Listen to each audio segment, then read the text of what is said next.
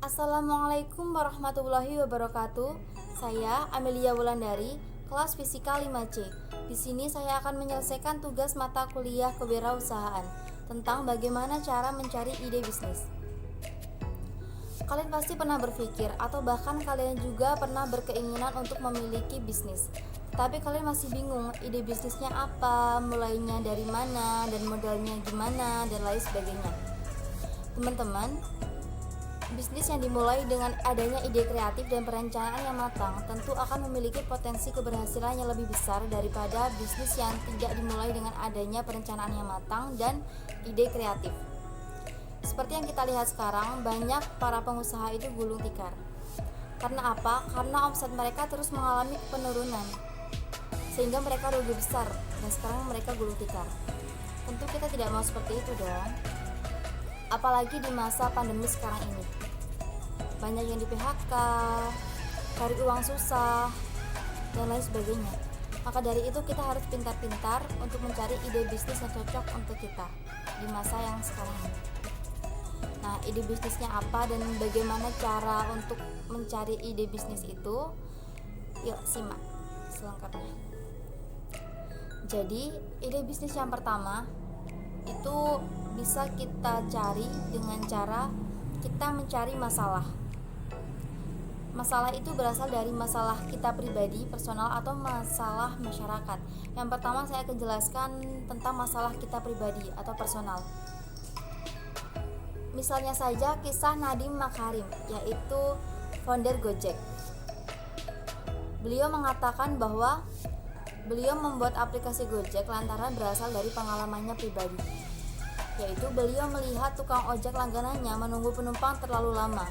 Begitu pula penumpang mencari ojek itu jarang ketemu gitu. Jadinya beliau memutuskan untuk membuat ide bisnis Gojek yang tentunya sukses sampai dengan sekarang.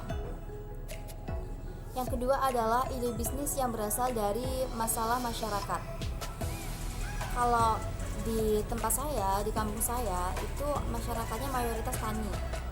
Dan permasalahan mereka yang saya dapatkan itu adalah mereka kesusahan dalam mencari alat-alat dan bahan-bahan pertanian, misalnya sabit, obat-obat pertanian, pupuk, dan lain sebagainya. Itu mereka terlalu jauh dari kampung ini begitu. Jadi ini juga bisa dijadikan ide bisnis.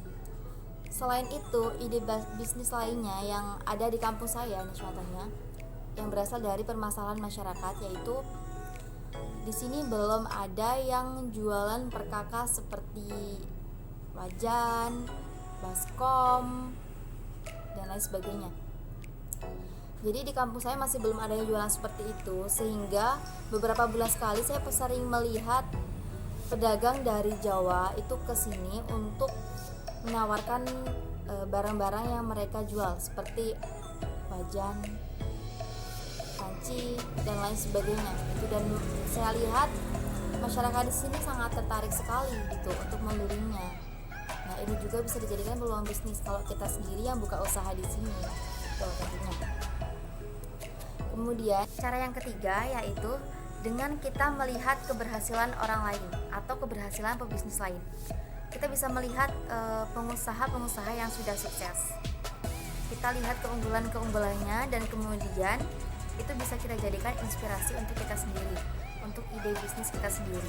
Nah, yang keempat, ini yang paling banyak diminati oleh para mahasiswa, yaitu ide bisnis yang tanpa mengeluarkan modal, yaitu marketplace. Tentu kita semua punya sosial media dong. Nah, jadi marketplace itu bisnis online. Apa aja sih yang bisa kita jual gitu? Nah, jadi yang pertama kita bisa menjual skill kita, skill dalam editing foto misalnya, editing video, editing pamflet, dan lain sebagainya.